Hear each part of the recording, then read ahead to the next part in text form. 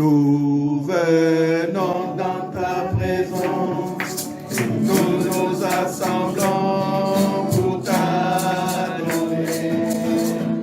Nous venons dans ta présence, nous nous assemblons pour t'adorer, t'adorer. Nous venons dans ta présence, nous nous assemblons pour t'adorer, t'adorer. Nous venons dans ta présence, nous nous assemblons pour t'adorer, Jésus. Oh, t'adorer, t'adorer, te louer, Seigneur. En ton nom, Seigneur, nous sommes là, tous réunis devant toi.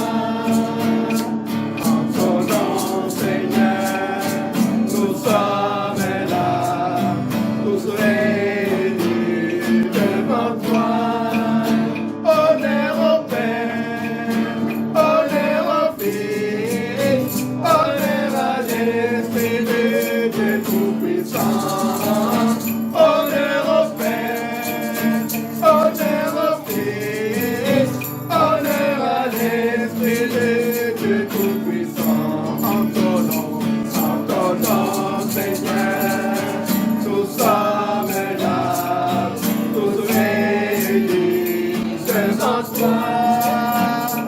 En ton nom, Seigneur, nous sommes là, tous réunis devant toi. Honneur au Père, honneur au Fils, honneur à l'Esprit de Dieu Tout-Puissant. Honneur au Père, honneur au Fils, honneur à l'Esprit de Dieu Tout-Puissant. Alléluia. Alléluia.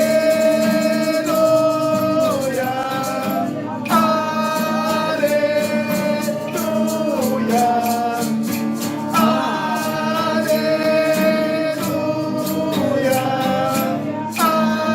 Alléluia.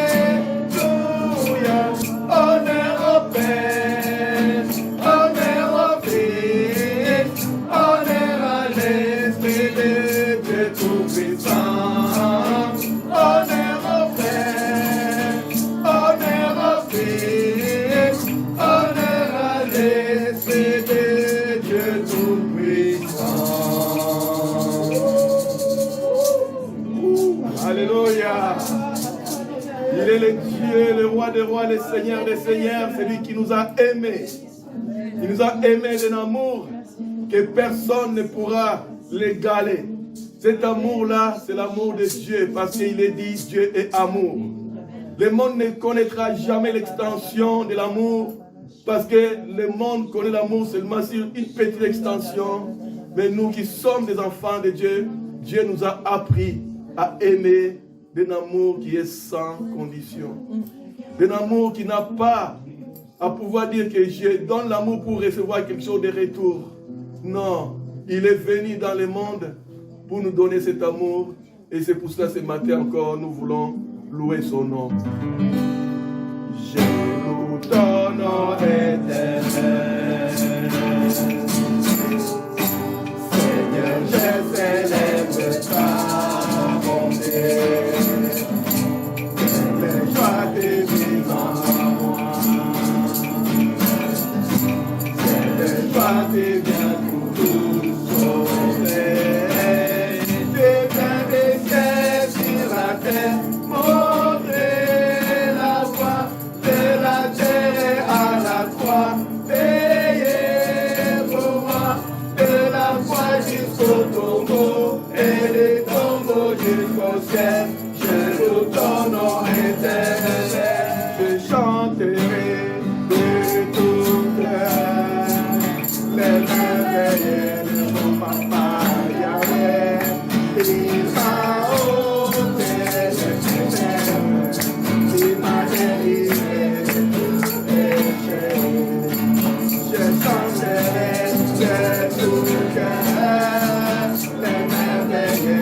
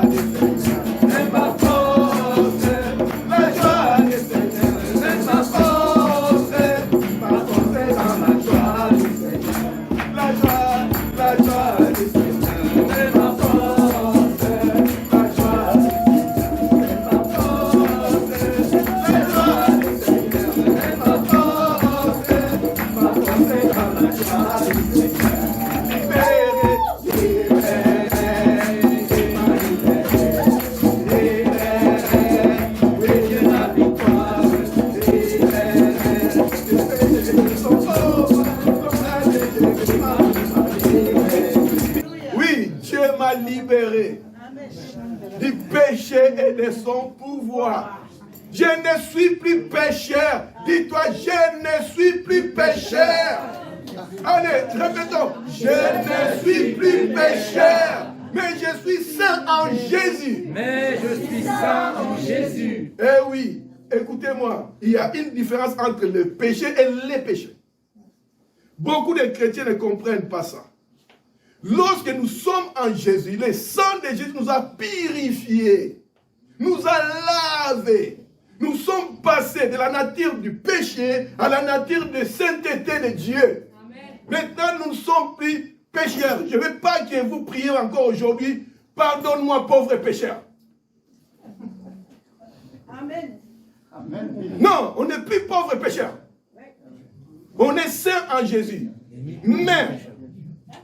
Mais, je dis, mais, on peut tomber encore parce qu'on est faible dans le péché, mais Dieu dit, répands-toi rapidement. Il y a une différence entre péché sans S et péché avec S.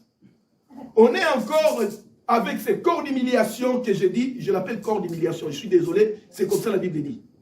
Avec ce corps d'humiliation, il y a encore des choses qui nous tracassent, c'est pour ça que Jésus a dit, priez sans cesse, car l'esprit est bien disposé, mais la chair est... Voilà, et c'est pour cela, il peut y avoir qu'on tombe dans le péché, mais on n'est plus pécheur. Ok, c'est pour ça qu'il a dit, il a donné un avocat auprès du Père, C'est lui qui est fidèle et juste pour nous pardonner. Son nom c'est Jésus. Ok? Donc il adresse à qui? Il adresse aux chrétiens, il adresse aux enfants de Dieu. Nous sommes des saints en Jésus-Christ. C'est si bon de marcher avec le Seigneur. C'est si bon de marcher avec le Seigneur. C'est si bon de marcher toujours avec le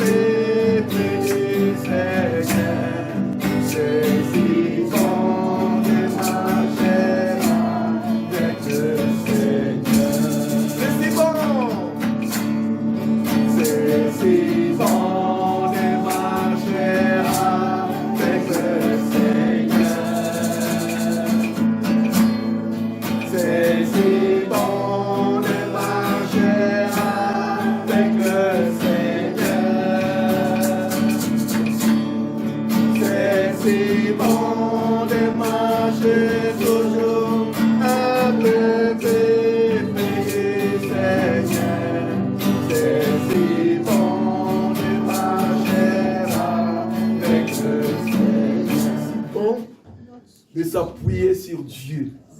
La parole de Dieu nous dit, malheur à l'homme qui s'appuie à l'homme. Il est comme un pauvre malheureux qui est dans le désert et qui ne voit pas venir le bonheur. Mais heureux l'homme qui s'appuie sur l'Éternel, qui se confie à lui. Il est comme cette plante-là qui est près des eaux, qui étend les racines vers les courants d'eau et qui n'aperçoit ni chaleur, ni sécheresse. Et ses feuilles sont toujours vertes et qui portent les fruits à toute saison. Que le nom du Seigneur Jésus soit béni. Alléluia. Que le nom du Seigneur Jésus soit béni. Je te donne mon cœur et ma partie. C'est que j'ai de meilleur que pour toi, Jésus. Un parfum de valeur sur toi.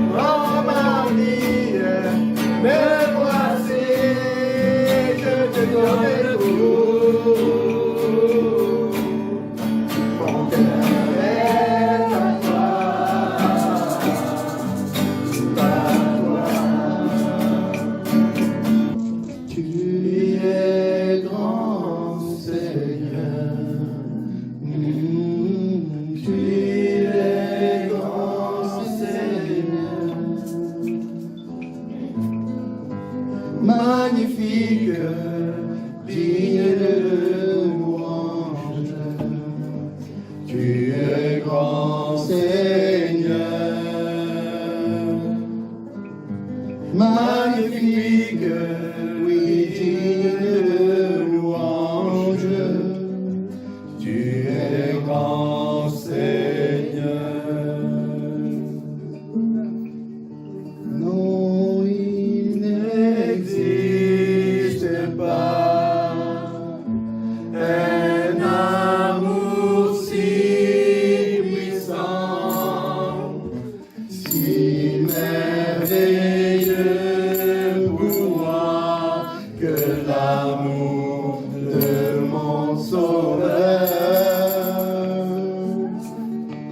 Je n'ai besoin de rien, car en lui j'ai tout trouvé, et je me aimé d'un bon et tendre berger.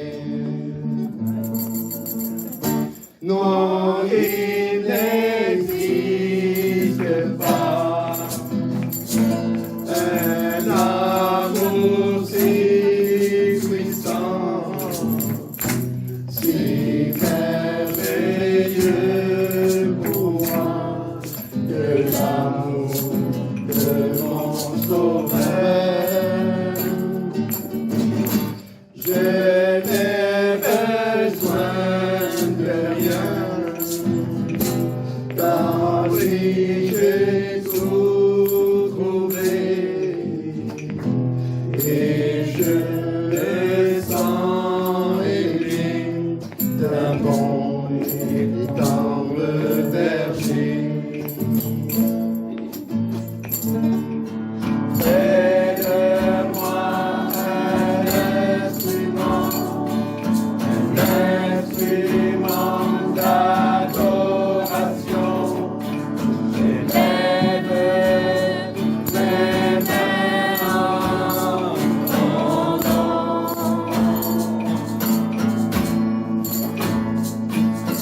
Fais de moi un instrument d'adoration. J'élève mes mains en ton nom. Encore, fais des petites symphonies. Fais de nous une symphonie d'adoration. J'élève mes mains en ton nom.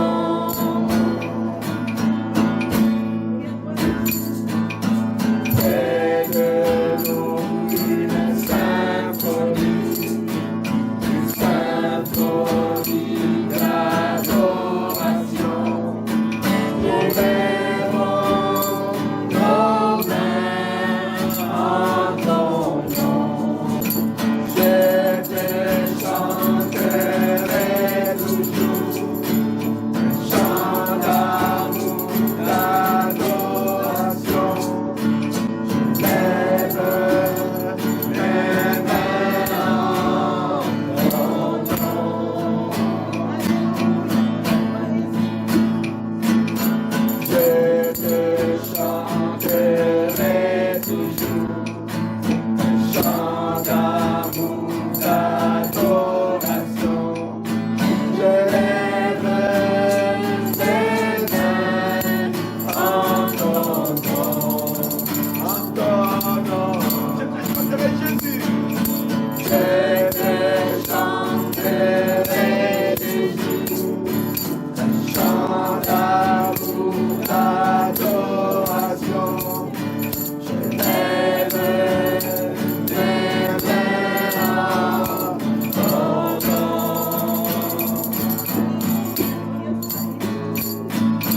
Je te chanterai toujours un chant d'amour, d'adoration. J'élève mes mains en ton nom. Son nom c'est Jésus. C'est Jésus qui est honoré ici. Nous sommes ici grâce au Seigneur Jésus. Et je vous connais, la plupart ici, grâce au Seigneur Jésus. S'il n'y avait pas Jésus, je ne vous connaîtrais pas. Et vous savez, on me demandait une fois, on me dit, qui sont tes vrais frères? Comme on a demandé à Jésus. Et j'ai dit, les vrais frères et sœurs sont ceux qui sont en Christ avec moi, parce que je vivrai avec eux toute l'éternité. Et mes frères, même si nous sommes des mêmes pères, s'ils n'ont pas Jésus en eux, ce ne sont pas mes vrais frères et sœurs. Parce que la vie ne se limite pas seulement sur la terre. mais la vie continue dans l'éternité.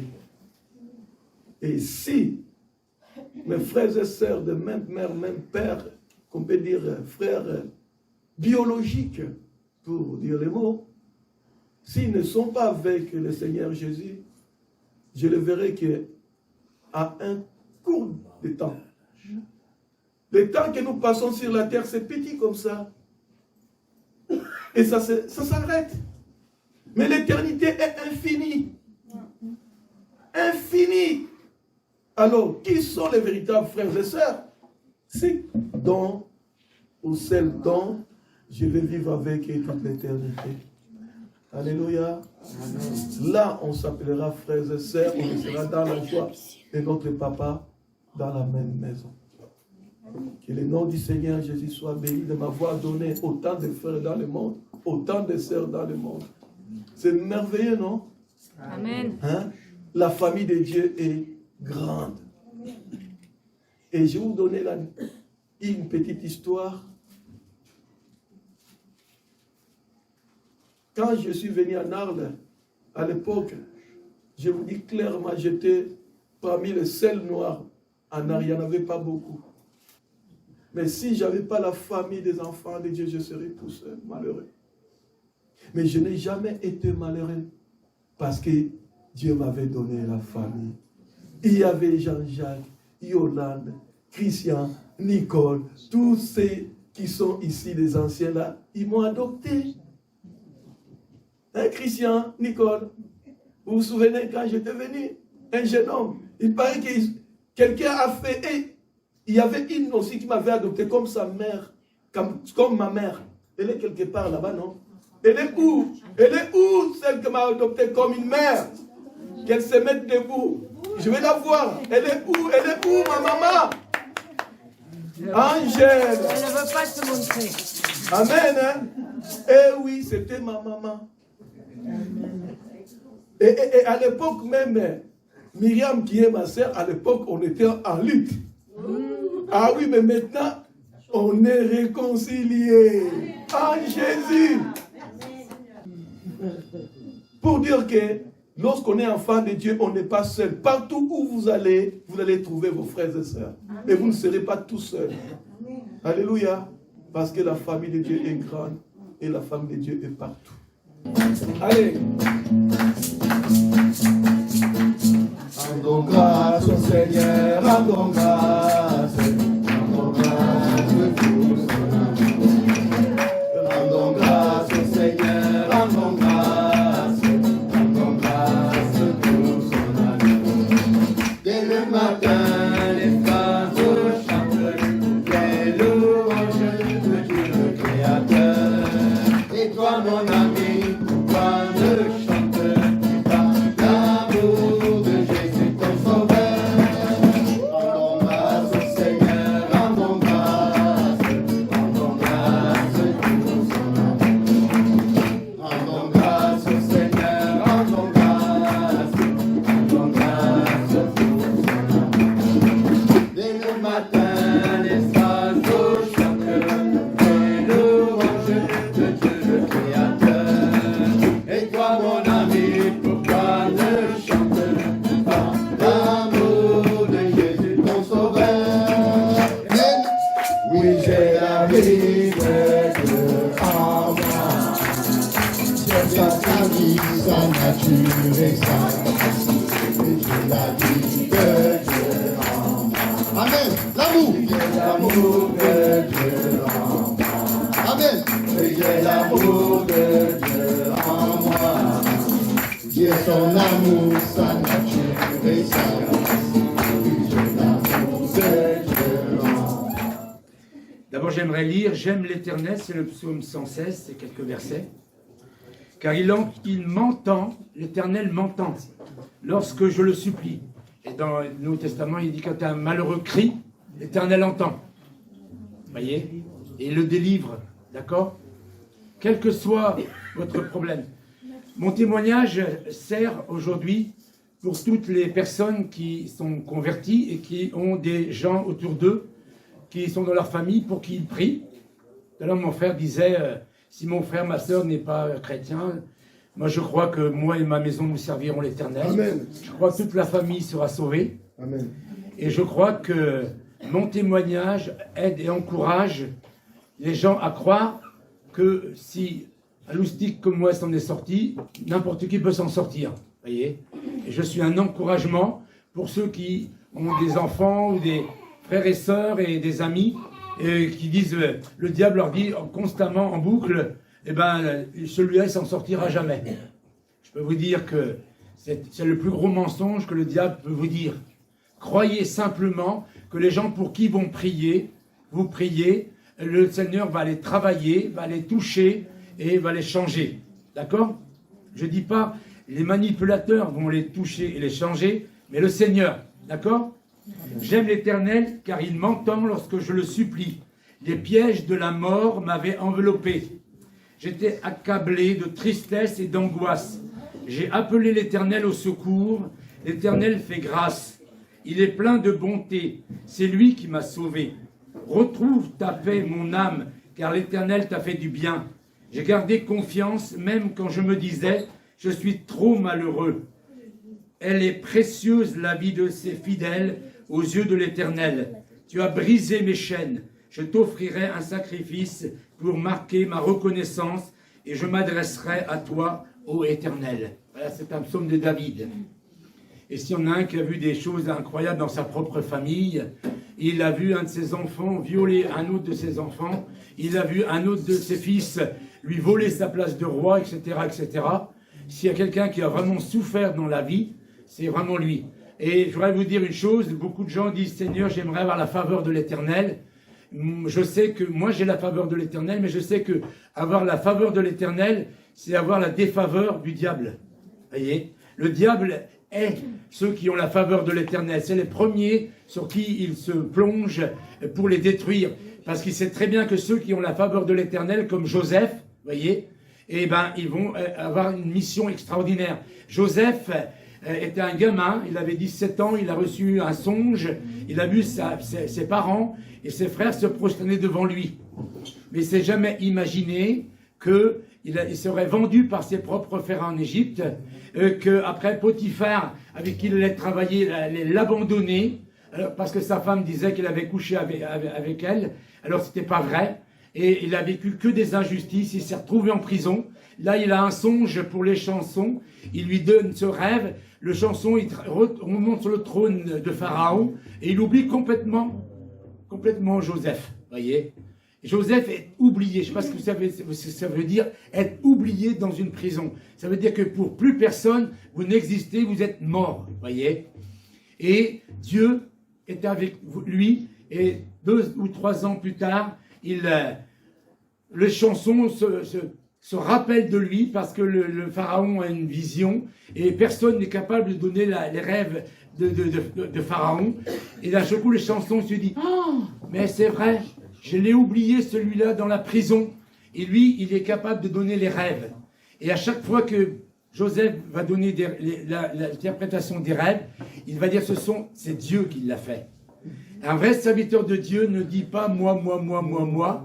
Il dit si je suis là, c'est par la grâce de Dieu. Amen. Et je suis devant vous par la grâce de Dieu. Amen. Dieu m'a donné une épouse pendant presque 50 ans. Et quand son travail a été fait sur la terre et que je suis sorti des ténèbres, parce que vous allez voir la vie pourrie que j'ai eue, et ben le Seigneur l'a repris. Et aujourd'hui, elle est dans la présence de Dieu. Ça fait 73 jours aujourd'hui que je suis veuf. Et je peux vous assurer que c'est très difficile à vivre. C'est parce que elle a été ma mère, elle a été ma sœur, elle a été ma femme, elle a été ma cuisinière, elle a été tout pour moi. Et d'un seul coup, je me retrouve tout seul. Et le Seigneur m'a dit, ben maintenant, tu vas compter que sur moi. Et je veux compter sur la grâce de Dieu. Vous voyez, j'avais préparé un message pour vous donner. Et le Seigneur m'a demandé de vous donner mon témoignage aujourd'hui. Donc, je suis né dans une famille non chrétienne et complètement folle. Ma grand-mère avait 18 ans et donc déjà, ma grand-mère avait déjà des parents qui ont divorcé. Alors en 1913, ça ne se faisait pas à l'époque, vous voyez. Elle s'est retrouvée toute seule. Et à 18 ans, elle s'est retrouvée enceinte d'un inconnu. Mon grand-père est inconnu, vous voyez. Peut-être que c'est quelqu'un de riche ou je ne sais pas quoi, 18 ans. Elle a accouché de ma mère. et elle a fait ce qu'elle a pu. Et après, ma grand-mère s'est mariée avec celui qui est devenu mon grand-père, mais qui n'est pas mon grand-père. Et c'était un paysan. Il a été méchant avec elle. Ma mère a été tapée, violée et tout. Et pour elle, la vie était injuste. Et quand ma grand-mère est morte, mon grand-père s'est remarié. Et il a dit à ma mère, bon, maintenant, tu fermes ta bouche, pour pas dire autre chose, ou tu dégages. Ma mère avait 16 ans. Et donc, elle s'est retrouvée à la rue. Et mon grand-père a dit, eh ben, j'ai un copain, hein, militaire de carrière, hein, t'as qu'à te marier avec lui. Et ma mère s'est mariée avec un inconnu, voyez. Et à l'époque, il n'y avait pas de protection pour pas avoir d'enfants. Alors, je suppose que mon père a dû passer à côté des réjouissances familiales, voyez. Et quand finalement ma mère, parce que ma mère décide, la majorité était à 21 ans, elle a pensé que quand elle aurait 21 ans, elle divorcerait et elle ferait sa vie. Et voilà que j'arrive. Donc je suis un problème. Je ne suis pas une solution, je ne suis pas quelqu'un d'aimé. Mes 3 frères après moi ont été aimés, mais moi j'ai été tapé tout le temps. Et je n'ai entendu que tu es un sale gosse, tu appartiens au diable. Qu'est-ce que j'ai fait au bon Dieu pour avoir un sale gosse comme toi, avec des coups de pied et des coups de poing dans la figure. Donc ce qui m'a touché, ce n'est pas les coups de pied, les coups de poing, c'est surtout les paroles. Quand vous avez entre 0 et 5 ans, vous êtes une éponge et tout ce qu'on vous dit, vous le croyez. Et ça a créé un complexe d'infériorité. Je vaux rien. Qu'est-ce que je fais sur la terre? Et j'ai su après, parce que ma femme a fait des recherches sur ce qui s'est passé, j'ai su qu'en réalité, ma mère voulait me tuer. Elle voulait me tuer pour pas que je souffre comme elle. Donc le but n'était pas du tout de me détruire, mais que je meure afin que je n'ai pas la vie pourrie qu'elle avait eue. Et moi j'ai grandi parce que j'ai un tempérament extériorisé, vous voyez. J'ai grandi en disant ça me fait rien, je m'en fous, voyez. Donc j'ai été tapé par ma mère, et le plus grave c'était pour mon père. Au lieu de me défendre, il partait.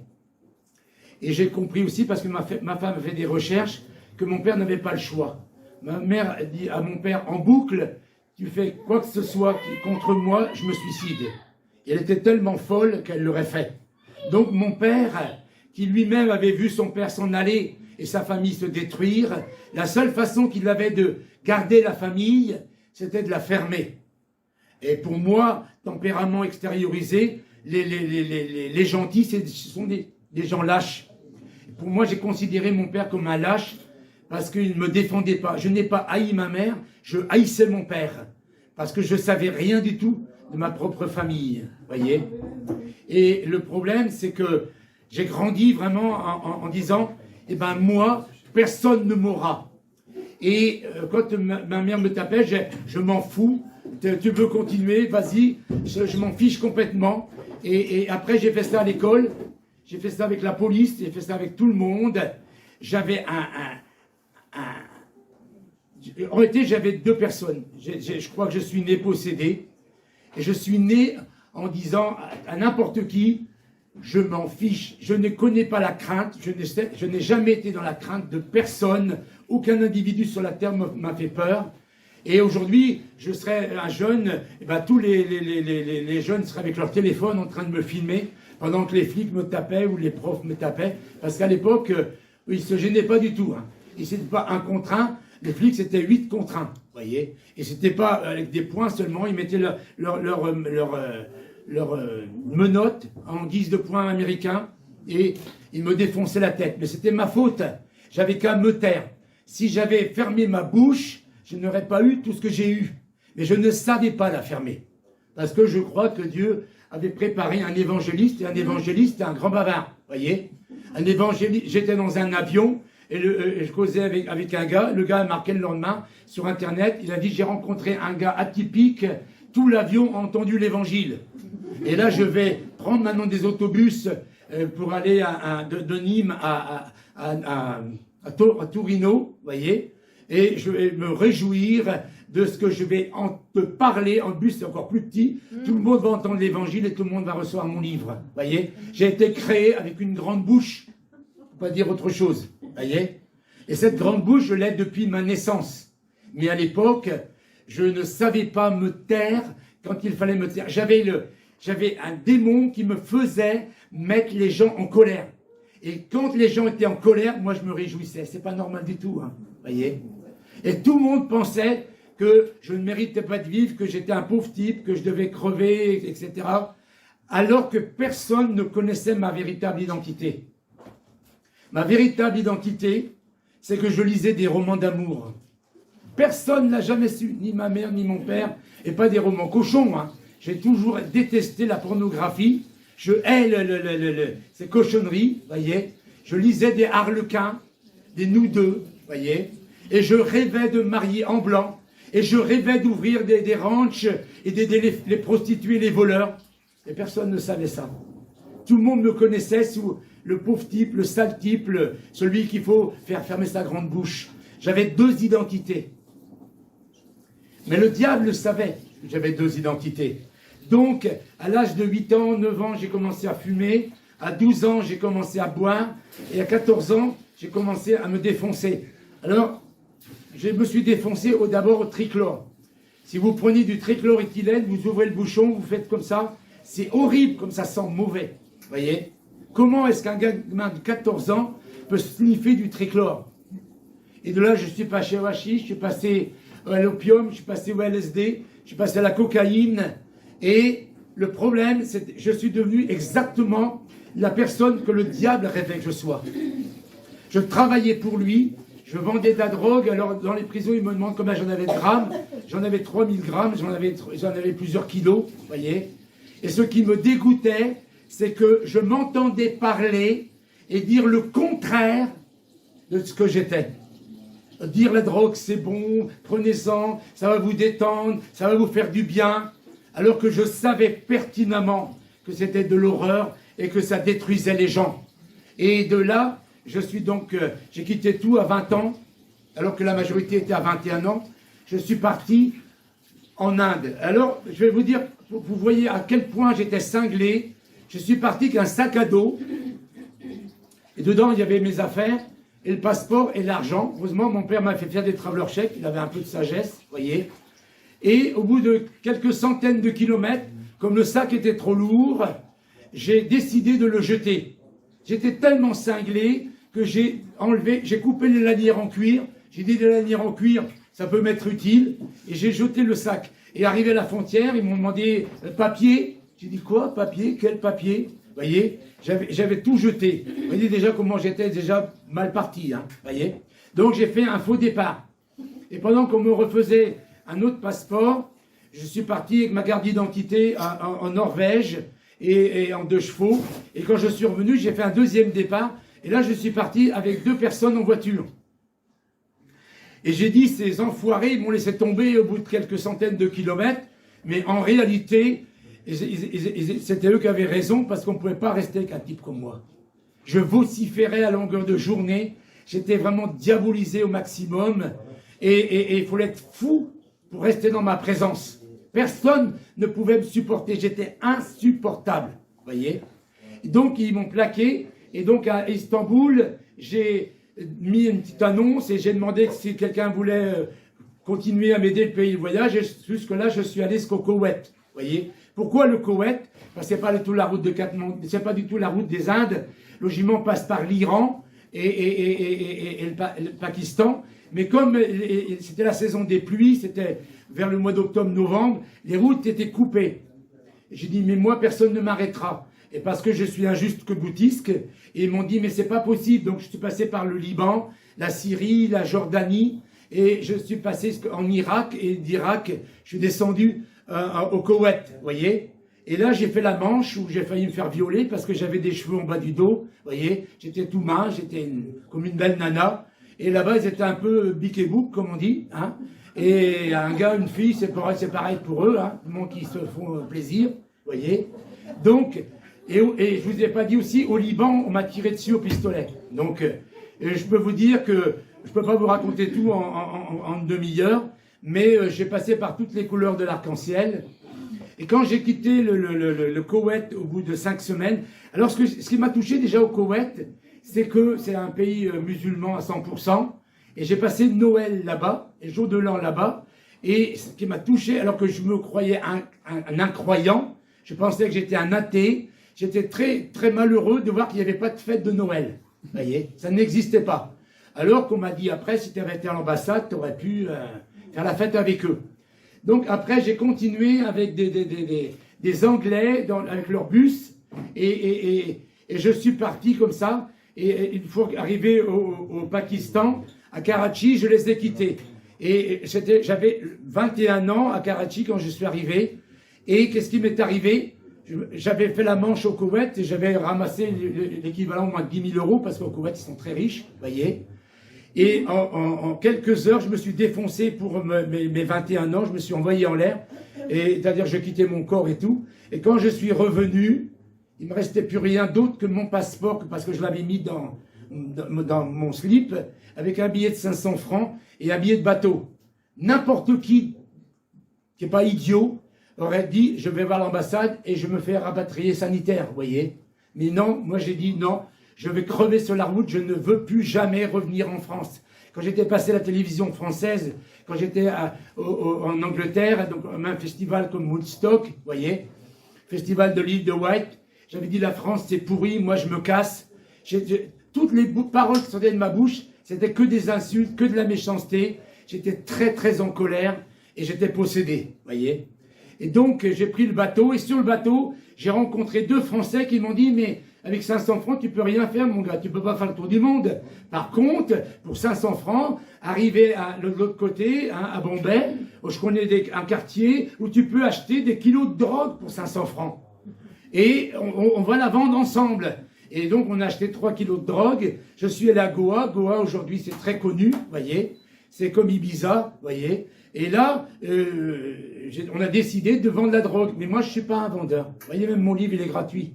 Je ne suis pas un vendeur. Mais eux, vous savez ce qu'ils ont fait? Ils ont tout vendu et se sont défoncés avec les 3 kilos. Et je me suis retrouvé sans rien.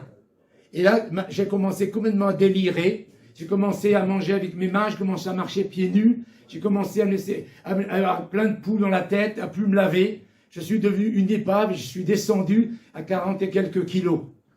Et quand je suis arrivé au Népal, à Katmandou, j'étais complètement, totalement perdu. Et là, j'ai rencontré quelqu'un que vous avez certainement entendu parler, qui s'appelle, on l'appelle aujourd'hui le Serpent. Il est passé sur Netflix. D'ailleurs, il passe sur toutes les télévisions françaises en ce moment. Moi, je l'ai vu il y a 2 semaines à Antenne 2, alors que Chavannes, il lui rentrait dedans et tout. Et l'autre, il est tellement blindé. Et même celui qui écrit ses bouquins, il m'a dit, ça fait 25 ans que je suis avec lui.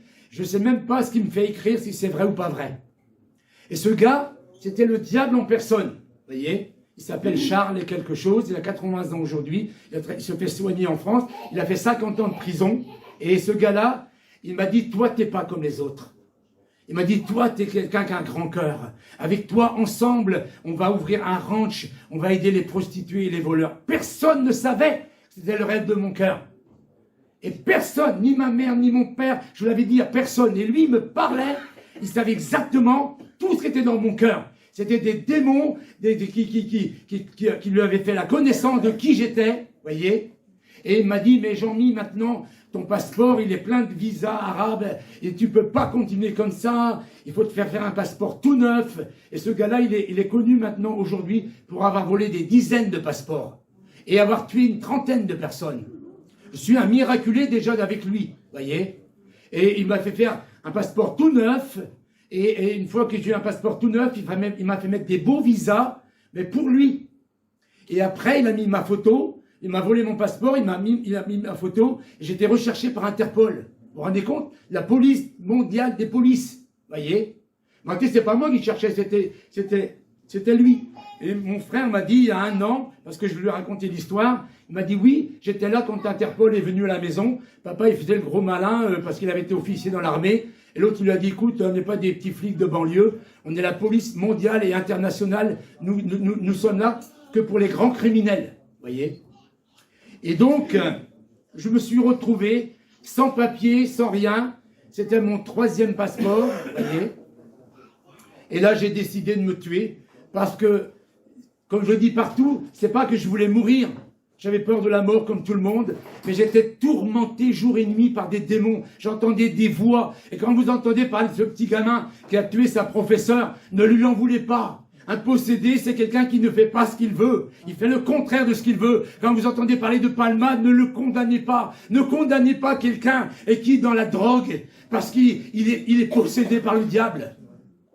Il devient quelqu'un qui ne l'est pas. Il devient le contraire. Un gars comme Palmade et qui veut aimer les gens, qui veut faire rire les gens. Aujourd'hui, il est considéré comme l'ennemi numéro 1 en France parce que les médias ne savent pas dire la vérité sur ce qui se passe entre eux, qui sont en train de diviser tous les partis, qu'ils soient politiques ou qu'ils soient syndicales. Voyez? Et on a mis la main sur ce pauvre garçon, il est devenu infusible.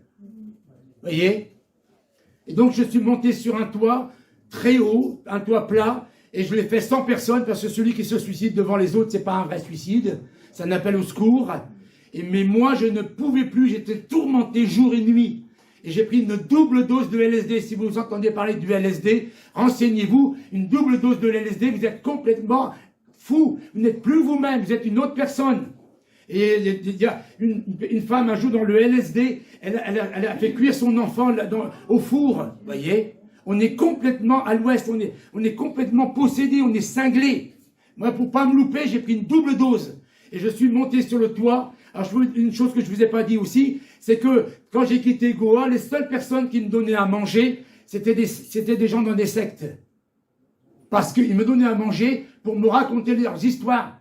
J'étais invité par les témoins de Jéhovah, j'étais invité par les Mormons, j'étais invité par les Krishna, les Bouddhas. Et tous me disaient, nous avons la vérité, écoute-nous. Et quand je les regardais, je disais, la vérité que vous avez ne vous rend pas heureux. Moi, je cherchais le bonheur et je ne trouvais pas le bonheur. Je connaissais personne. J'avais été enfant dans la religion catholique, j'ai rien trouvé. Et partout où j'étais allé, j'avais rien trouvé. Et moi, je cherchais le bonheur. Et comme je ne l'ai pas trouvé, il fallait que j'en finisse. Et je ne sais pas pourquoi, je ne sais pas, c'est un miracle. Parce que tous les gens avec qui j'étais sont tous morts. J'ai même des adresses et j'ai écrit et c'est revenu décédé. Tous les gens comme moi, je suis un miraculé de Katmandou, des années 70. Et je ne sais pas pourquoi j'ai levé le poing. C'est pour ça que dit l'Éternel, il dit quand un malheureux crie, l'Éternel entend. J'ai dit, tu ne m'as pas créé pour me laisser crever comme ça. Et je me suis jeté dans le vide. Et aujourd'hui, je suis certain que des anges m'ont pris et m'ont jeté 5 mètres en arrière. Et il y a des gens qui m'ont dit, mais tu étais tellement défoncé que tu as cru te jeter en avant, tu t'es jeté en arrière. Je défie à n'importe qui ici de se jeter en arrière. Même pas 1 mètre. C'est pas possible. Alors 5 mètres, voyez, pour être éloigné au maximum du toit. Et j'étais allongé sur ce toit, 5 mètres plus loin, sans une égratignure, sans rien. Et je lui dis, si tu veux pas que je crève, ramène-moi en France. Et l'ambassade qui voulait plus me donner de papier parce que tous les gens qui avaient des passeports, ils les faisaient faire exprès pour les vendre. J'étais une victime qui n'avait pas vendu son passeport mais qui s'était fait voler.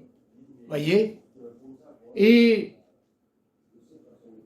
ils ne voulaient pas me donner de papier. Et quand j'ai crié au Seigneur de me ramener en France, les portes se sont ouvertes et l'ambassade m'a donné un laissez-passer avec 3 semaines pour rentrer. Mais le miracle, c'est que sur ce laissez-passer, c'était marqué sud de la France et je ne savais pas. Quand je suis arrivé à la frontière autrichienne, voyez, ils m'ont refoulé. Je ne comprenais pas. Logiquement, on passe l'Autriche, l'Allemagne ou la Suisse et on arrive sur Paris. C'était marqué sud de la France. Et alors, c'est merveilleux parce que les gens qui m'avaient monté en autostop, depuis le Pakistan jusqu'à l'Afghanistan, et traversé l'Iran et qui m'avaient amené jusqu'à la frontière autrichienne, ils ont été gentils avec moi, ils m'ont redescendu à Zagreb, ils ont fait 250 km 2 fois pour me descendre. Et ils m'ont donné de l'argent pour prendre le train jusqu'à Trieste. Vous voyez, dès que j'ai eu crié à Dieu, depuis le jour où j'ai crié à Dieu, ma vie a été transformée, métamorphosée. Aujourd'hui, je vis par la grâce de Dieu, j'ai que 500 € de retraite et j'en dépense 3-4 fois plus. Je roule dans une belle voiture, ma maison est payée. J'ai un Dieu merveilleux qui pourvoit tous mes besoins. Je vous encourage à donner votre cœur au Seigneur et à mettre votre confiance en lui. Et donc, arrive à Trieste le matin, le soir j'étais arrivé en France. Je ne sais pas si vous voyez Trieste-Menton, les kilomètres qu'il y a. Il y a 5, 6, 7, 800 000 kilomètres. Il faut passer par Venise et tout ça. Voyez. Et écoutez bien, l'amour de Dieu. Dieu m'attendait quelque part et je ne devais pas arriver un jour avant, un jour après. Je ne devais pas arriver 1 minute avant, 1 minute après. Et donc, des petits jeunes m'ont monté et c'était des gamins de riches. Ils m'ont emmené dormir chez eux. C'était un château, voyez. Leurs parents étaient très fâchés d'ailleurs. Et je suis arrivé à Cannes à l'heure précise où Dieu voulait que j'arrive. J'ai fait 40 000 km en stop et je peux vous dire que je suis un pro de l'autostop. Jamais un pro d'autostop prend des routes secondaires. Jamais, jamais, jamais. Il préfère attendre 10 heures sur le bord de la route parce que la personne qui va le monter va lui faire 500, 600, 1000 km. Tandis que sur les petites routes, on fait d'un village à l'autre. Quelqu'un passe et il me dit, si le stop ne marche pas, t'as qu'à prendre cette route-là. Je ne sais pas pourquoi je l'ai écouté. C'est peut-être un an, je ne sais pas. Moi qui n'écoutais personne, qui en faisait qu'à ma tête, je l'ai écouté. Et je suis parti sur la route Napoléon, qui part sur Grasse et qui rejoint Grenoble, voyez. Et arrivé précisément à Grasse, capitale mondiale du parfum. Moi qui sentais nauséabonde, qui marchait pieds nus, qui mangeait avec mes mains, et qui était grossier, qui était plein de poux, et qui était très bronzé par la crasse, voyez. À l'heure précise, des petits jeunes Suisses qui faisaient de l'évangélisation, ils avaient une après-midi seulement de congé. Et j'étais à 200 mètres de la piscine. Vous connaissez quelqu'un qui s'arrête en stop pour vous monter pour 200 mètres? Moi, personne. Eux, ils ne voulaient pas s'arrêter. Toutes les gens qui me voyaient, ils accéléraient. Ou ils avaient envie de me crabouiller plutôt. Voyez? Et eux, ils sont arrivés, ils ont senti quelque chose, mettre le pied sur le frein. Et ils se sont dit, on ne sait pas pourquoi, mais on vient te voir. Et ils m'ont pas dit de venir à la piscine avec eux au départ. Ils m'ont dit, si tu viens à la maison, on a du camembert. C'est le seul mot que j'ai demandé à Dieu sur mon toit. Si je rentre en France, la première chose que je mange, c'est du camembert. Et c'est pas normal. C'est des Suisses. Aujourd'hui, je suis Suisse, j'ai un passeport suisse. Jamais un Suisse ne parle de camembert. Jamais, jamais, jamais. Il parle de gruyère, il parle de chocolat suisse, il parle de plein de choses, mais jamais de camembert. Ils ne savent pas pourquoi ils ont prononcé ce mot. Ils m'auraient dit Jésus, je leur ai dit allez vous faire foutre. Et pour pas dire autre chose, mais le mot camembert, là, c'était la clé qui ouvrait mon cœur. Parce que mon cœur était endurci, mon cœur était fermé, mon cœur ne croyait plus dans aucun individu. Ma femme, pendant des années, elle m'a dit « je t'aime », je n'entendais pas. Et quand elle me disait « tu m'énerves », alors là, j'en faisais toute une histoire. Il a fallu des années de patience pour que je croie que quelqu'un m'aime sur la terre, parce que je croyais que j'étais un individu indésirable, parce qu'à mon enfance, on m'a dit que je valais rien. Et quand des gens aujourd'hui me disent, comme Loïc, comme toi, comme d'autres me disent je t'aime, mais vous avez vu, je suis un peu collant, je viens vers vous, je vous fais des bisous. Et quand vous dites 1, c'est 2, moi c'est 6 d'un côté, 6 de l'autre. 12. Vous voyez, je suis pour les hugs, je suis pour les câlins, parce que je suis en manque d'affection. Vous voyez. Et là, ces petits jeunes, ce qui m'a touché chez eux, c'est pas du tout ce qu'ils voulaient me dire, ils étaient heureux. Je me dis, c'est pas possible, j'ai fait 40 000 kilomètres pour rentrer au pays, pour voir des gens heureux. Et ça m'énervait qu'ils étaient heureux. Et je voulais pas de leur Dieu, je voulais pas de leur Jésus, mais ils étaient heureux. Oui, parce que moi, mon Dieu, c'était la liberté, fais ce que tu veux, défonce-toi, et ceci, cela, hein, vous voyez. Et ils m'ont dit, parce que j'aimais bien leurs chansons aussi, ils m'ont dit, bah tiens, dimanche, j'aimerais que tu viennes au culte. Au culte? C'est quoi ce culte? Et c'est parce que la reine Victoria, elle avait fait le long de la mer Méditerranée, elle a fait monter des églises pour tous les Anglais, des églises anglicanes, voyez. Et l'église anglicane a été vendue ou donnée à l'église protestante. Et donc je suis rentré dans cette église, moi j'étais pas un coupable, j'étais une victime. Vous m'auriez dit quelque chose, victime, victime, victime, je suis victime de mes parents, je suis victime. Jamais je vous aurais dit j'avais une grande bouche et c'était bien fait tout ce qui m'est arrivé, toujours la victime. Je suis rentré dans l'église, victime. Et ils ont fait une chose à la fin des chansons, dont je voulais me barrer, et ils ont fait une chose, ils ont dit, exceptionnellement, je sais pas si c'est parce que j'étais là, hein. De toute façon, il n'y a personne à côté, ni à ma droite, ni à ma gauche, hein. Tellement je... Vous savez, le pasteur, qui m'a dit après, il m'a dit, il s'est passé quelque chose dans la vie de Jean-Mi, il a pris une douche. Eux, c'est pas, il s'est converti, il a pris une douche. Alors, il a dit, avant de prendre la Sainte Seine, le pain et le vin, nous allons nous demander pardon. Voyez, je dis, ils n'ont pas intérêt à venir vers moi, hein. Il y en a un qui vient, dit, je te demande pardon, je dis quoi, tu m'as rien fait, toi. Parce que j'étais comme ça, hein. Voyez. Et d'un seul coup, l'Esprit de Dieu tombe sur moi. Et il me dit à l'intérieur de moi, et toi, t'as pas demandé pardon? Je fais non. Moi, je suis une victime. Et l'Esprit de Dieu tombe sur moi. Je vous le dis comme... Je ne connaissais pas, et j'ai pratiquement jamais eu de vision dans ma vie. Mais là, je me suis vu hors de mon corps, comme sur un écran, et tout ce que je voyais, c'était un Jean-Michel Panier qui vociférait, qui vendait de la drogue, qui répondait à la police, qui répondait aux profs. À l'école, j'étais le roi, vous savez, le roi de quoi? Panier à la porte. J'étais heureux quand on disait panier à la porte, je sortais. Je faisais un kékine, j'étais comme ça, voyez. Et je me suis vu dans toutes les images où j'étais méchant, où j'étais négatif, où j'étais...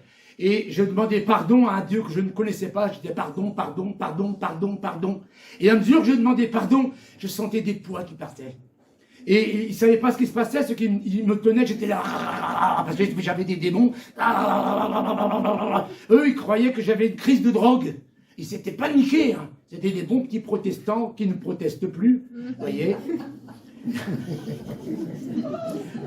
Luther sera là aujourd'hui, serait fâché de voir les protestants. Et Dieu m'a parlé. Et il m'a dit, tu seras mon serviteur. Donc j'ai eu ma conversion, mon appel, tout en même temps. Alors après, ils m'ont dit, qu'est-ce qui t'est arrivé? Et eux, ils pensaient que j'allais dire, j'ai eu une crise de drogue. J'ai dit, voilà, Dieu m'a visité. Mais t'es qui, toi, pour que Dieu te visite? Et Dieu m'a parlé. Et qu'est-ce qu'il t'a dit? Ben, il m'a dit que je serais pasteur. Vous savez ce qu'ils m'ont dit? C'est la première parole chrétienne que j'ai entendue. Les premiers mots chrétiens que j'ai entendus. Impossible. Je suis une impossibilité. Et vous savez, vous pouvez prendre une armée de psychiatres. Il n'y en a aucun qui croira dans ma vie. Parce que c'est pas possible que quelqu'un qui était débile comme j'étais, il devrait être enfermé avec des drogues, vous savez, qu'on met au compte-gouttes pour juste les tenir en vie. J'ai discuté avec un psychiatre, j'ai dit, c'est quoi votre succès? Il m'a dit que les gens ne se suicident pas. Zéro, il ne croit pas à la guérison et à la restauration. Il ne croit pas. Je suis une preuve vivante que Dieu est capable de prendre une ruine et de la transformer en une personne équilibrée et qui est heureuse. Amen. Et donc, ils m'ont tout de suite remis sur le bord de la route. Débarrassez-vous. Vous voyez? Et un jour, quelques années plus tard, j'étais dans une salle comme ça, je vois un gars au milieu, là, d'un certain âge, qui pleurait. J'ai dit, mais qu'est-ce qu'il a, celui-là? Je ne fais pas pleurer les gens, moi, d'habitude. Il vient vers moi, il me dit, tu ne me reconnais pas? J'ai dit, non. Il dit, j'étais dans l'équipe qui t'a amené au Seigneur. Je suis hongrois d'origine. Mon père est passé, j'étais bébé dans son sac à dos, parce qu'il fuyait le gouvernement communiste qui arrivait. Son père était ministre ou je ne sais pas quoi, quelqu'un de très important avant le communisme. Et il m'a dit, j'ai grandi en Suisse, et son père même est devenu pasteur en Suisse, vous voyez. Et il m'a dit, mais il pleurait, il dit, c'est pas possible, c'est pas toi, c'est une autre personne, t'as pris son identité. Il avait quitté un gars qui puait, qui avait des cheveux longs, qui avait des poux, qui marchait pieds nus, qui insultait tout le monde. Et il retrouvait un gars costume, cravate, cheveux au-dessus des oreilles, dégagés, voyez, et qui bénissait. Je suis la preuve que Dieu est capable de transformer une vie. Je ne parle pas d'une religion. Je suis ni catholique, ni protestant, ni pentecôtiste, ni baptiste, ni niste. Parce que les 300 premières années, avant que M. Constantin il voit une croix dans le ciel et que le catholicisme naît, les 3 premiers siècles, il n'y avait que des chrétiens. Et chrétien, ça veut dire christian. Et chrétien, ça veut dire des petits Christ. Voilà. Et aujourd'hui, ma vie est une vie merveilleuse, même que ma femme est partie. Les moments sont très difficiles. J'ai un lit 160, c'est tout seul, ça fait beaucoup, voyez. Mais rien que je vais vous dire les derniers jours que je viens de vivre. Je suis parti vendredi il y a une semaine en Alsace. Après, je suis descendu en Suisse. J'ai prêché en Alsace, j'ai prêché en Suisse. Je suis descendu à Lyon, je suis revenu, je suis ici. Après-demain, je suis à Grenoble et le jour d'après, je suis à la frontière espagnole. Et quelques jours après, à Dieu le fit, voyez. Et je cherche pas du tout du travail, croyez-le. Hein. Vous savez où est l'endroit que je préfère? C'est à marcher tout seul. Je regarde les fleurs. J'ai dit, oh petite fleur, t'as réussi à passer à travers l'hiver. J'écoute les oiseaux. Je suis un passionné de la nature. Je ne m'intéresse pas du tout. Quand j'entends les gens qui disent, je vais à New York. Moi, ça ne m'intéresse pas le béton, laisse béton, vous voyez. Je suis intéressé que par la création de Dieu. Et que par les créatures de Dieu que vous êtes. Que le Seigneur vous bénisse, mes bien-aimés. Je suis un homme heureux et je ne souhaite qu'une seule chose, c'est que vous soyez aussi heureux que moi. Parce que être à 73 jours de veuvage et être aussi heureux que je suis, je n'aurais pas cru que ça puisse arriver. Que Dieu vous bénisse.